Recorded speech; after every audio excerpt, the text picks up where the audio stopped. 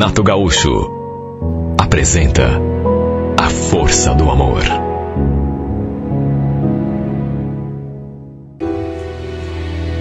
A nossa vida virou de pernas pro ar quando meu marido descobriu que estava com câncer.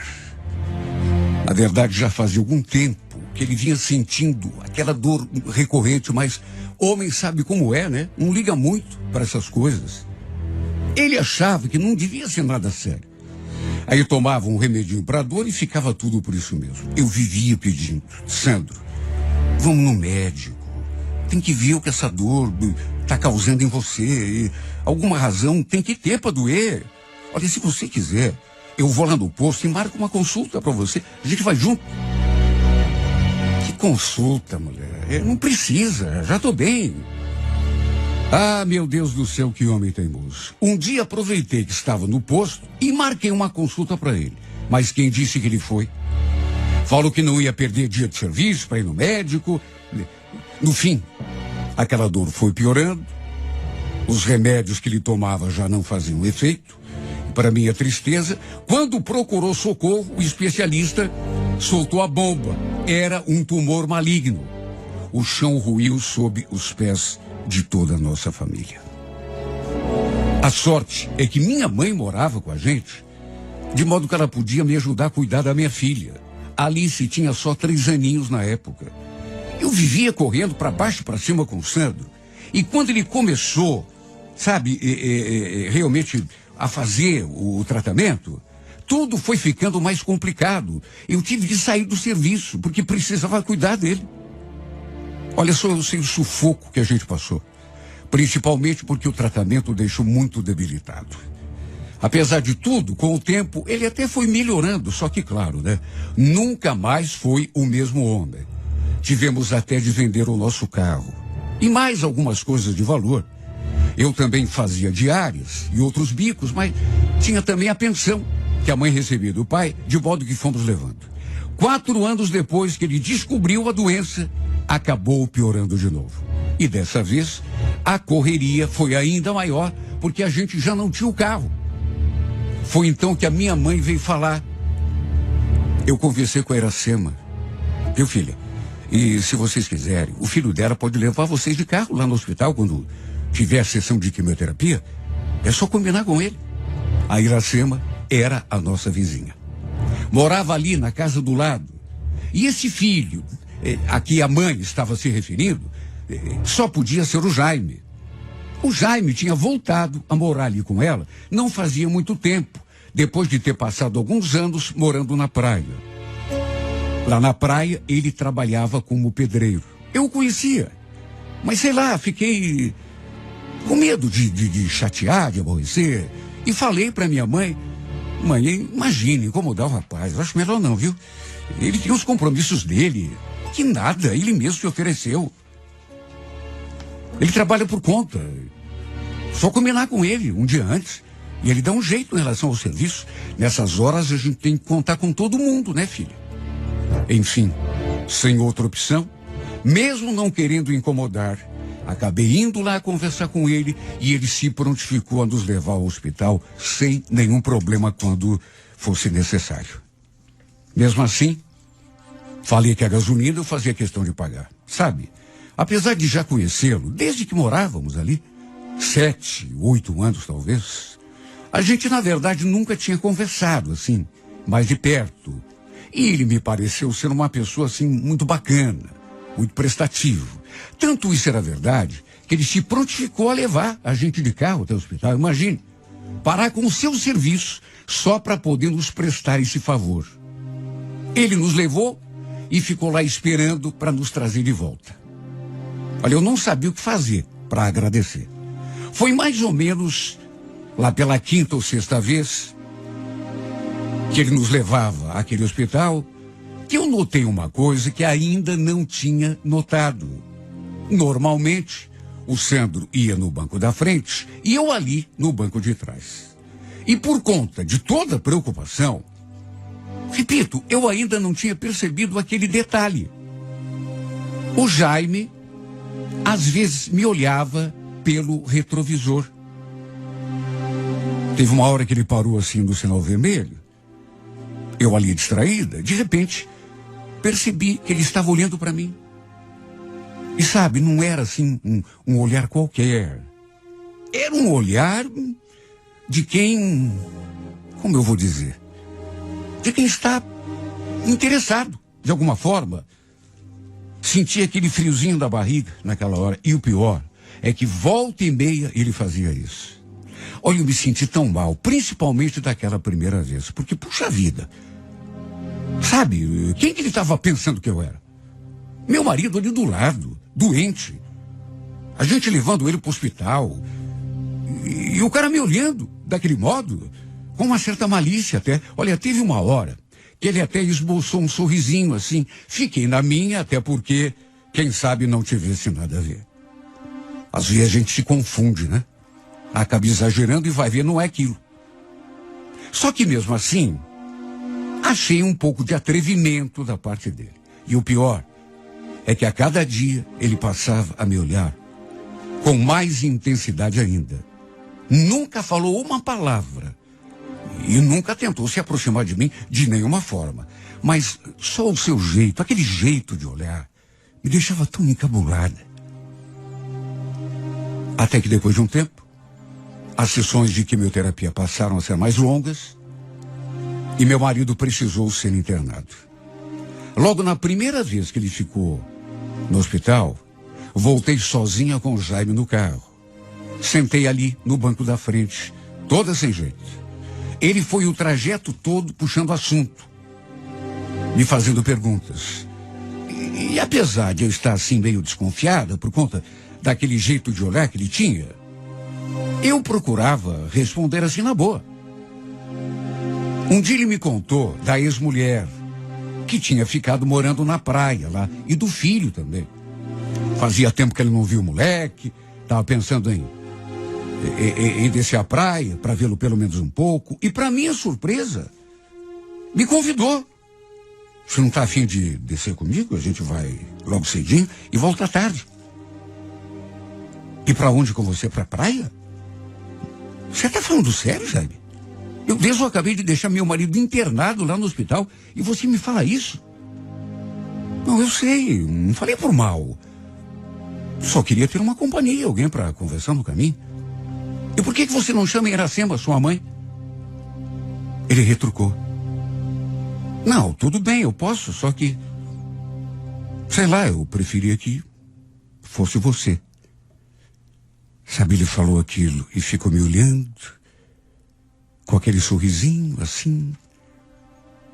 Ficou um clima tão estranho dentro daquele carro. Me senti desconfortável.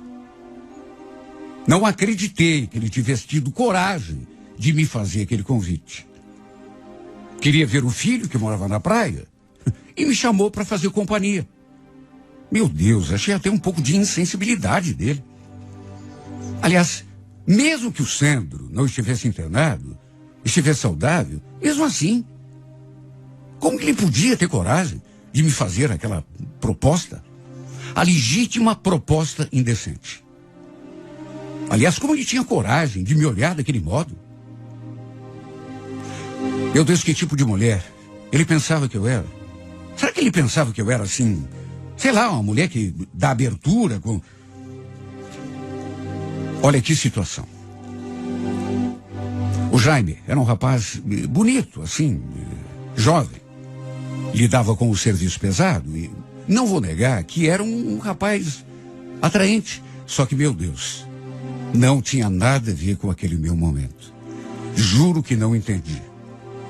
Na verdade, naqueles últimos tempos, eu tinha me tornado, em relação a meu marido, mais mãe do que propriamente esposa. Pela doença dele, pelos cuidados de que ele precisava, a gente não se relacionava mais como marido e mulher. Até porque ele estava muito debilitado. Às vezes, eu sentia falta, claro, até porque sou humana, né? Só que eu só tinha cabeça para pensar na saúde do meu marido. Acabei deixando todo o resto em segundo plano. Naquela viagem de volta, do hospital, assim que chegamos em casa, eu agradeci e quando estava abrindo a porta do carro, ele segurou o meu braço. Natália, espera. Posso te falar uma coisa? Eu fiquei olhando bem sério para ele. E foi então que ele disse: desculpa, tá? Eu vi que você não gostou do que eu falei. Agora, eu te convidei para ir comigo ver o meu filho. Foi porque... Ele não completou a frase. Ficou me olhando assim como se estivesse, sei lá, procurando as palavras certas, talvez. Até que balançou a cabeça e falou: quer saber? Deixa pra lá, esquece. Você não ia entender. Aliás, eu acho que não ia nem gostar. Mas não ia gostar por quê? Fala, Jaime. Não, deixa pra lá. Uma outra hora a gente conversa, tá? Só te peço uma coisa. Não fique brava comigo. Eu gosto muito de você, de verdade. Ele disse aquilo, e sei lá, apesar de continuar me olhando daquele modo, seu jeito foi mudando. Em vez de malícia, o olhar dele se tornou um olhar de... Não sei, nem eu mesma sei explicar, só sei que mudou. Eu acabei ficando com aquela conversa na cabeça. Aquele episódio todo, né? De ele me convidando para ir à praia lá, ver o filho, juro. Eu ia até parar de pedir que ele me levasse ao hospital. Porque tinha me sentindo muito constrangida, incomodada mesmo, pelo modo como ele olhava para mim e, sobretudo, por aquele convite. Convenhamos, né? Não fazia sentido. Da mesma forma, sabe, a única preocupação que eu tinha na cabeça mesmo era a saúde do Sandro. Até porque no dia seguinte, logo cedinho, de manhã, acabei recebendo a pior notícia da minha vida. Foi um dia tão triste para mim. Olha, me bateu um desespero tão grande. Lembro da minha mãe falando aquelas palavras e tentando me consolar. Ele descansou, filha. Teu marido estava sofrendo demais.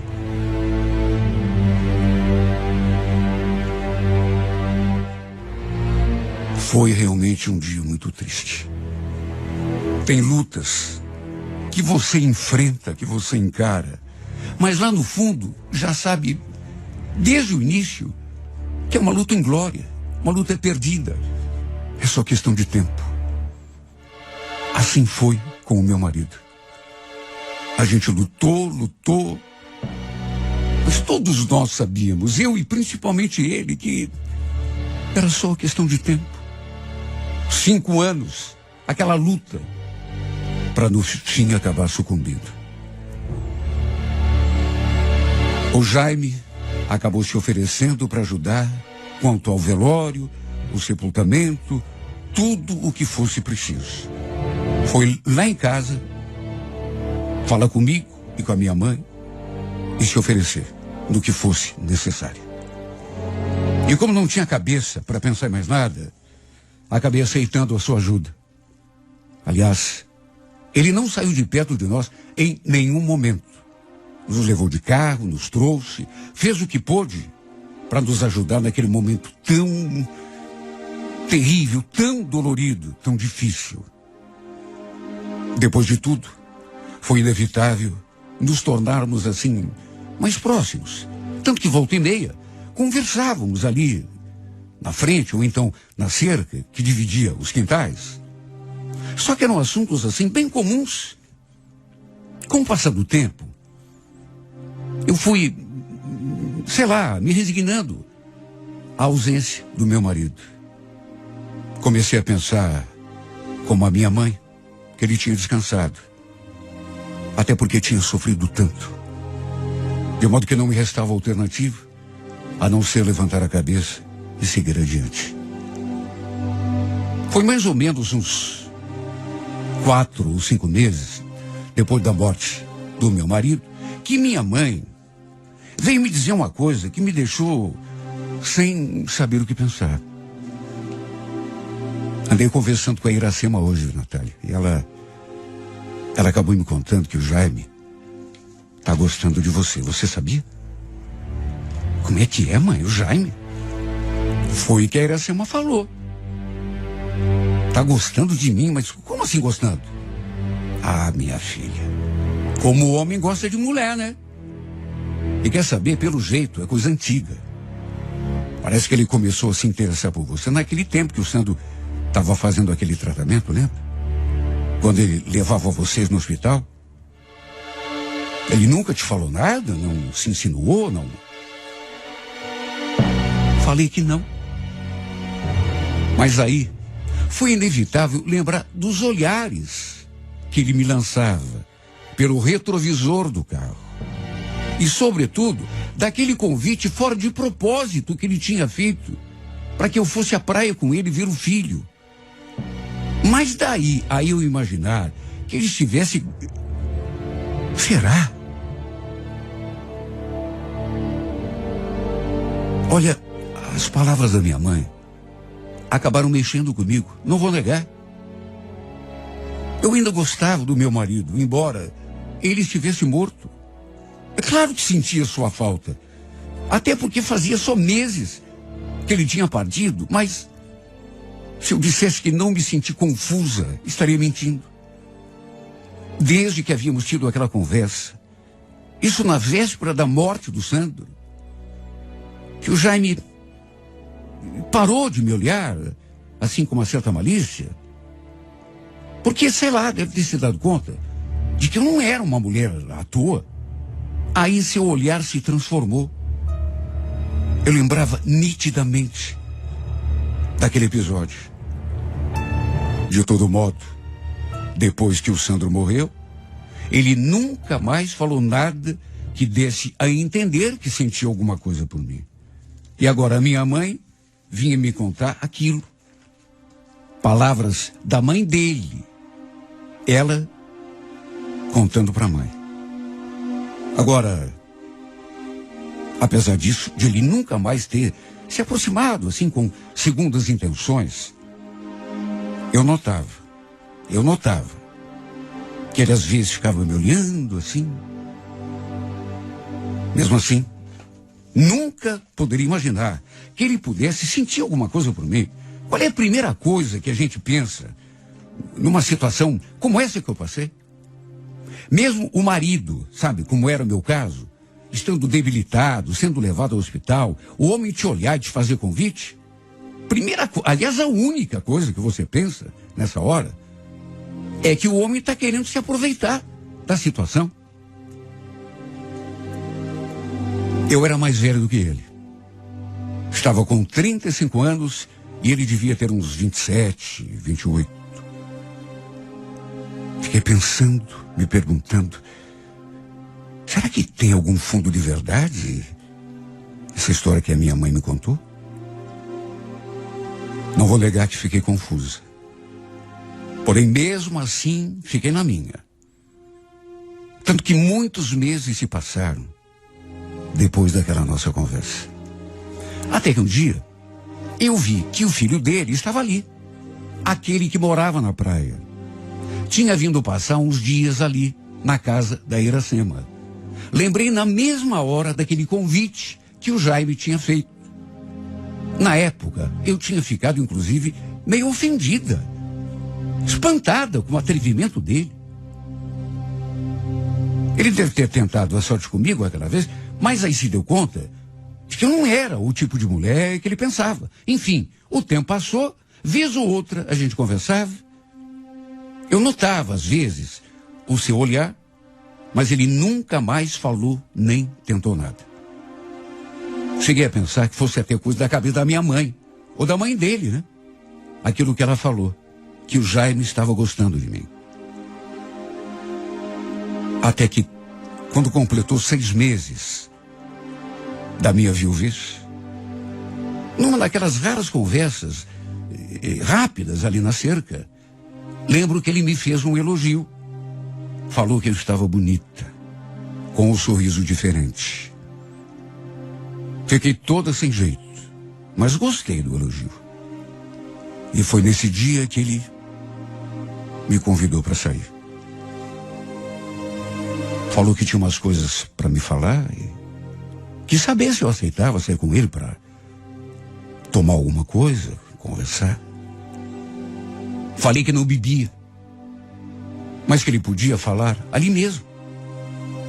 Percebi que ele ficou assim meio inseguro, meio sem jeito, até que entre uma coisa e outra falou: olha, eu sei que você perdeu teu marido faz pouco tempo.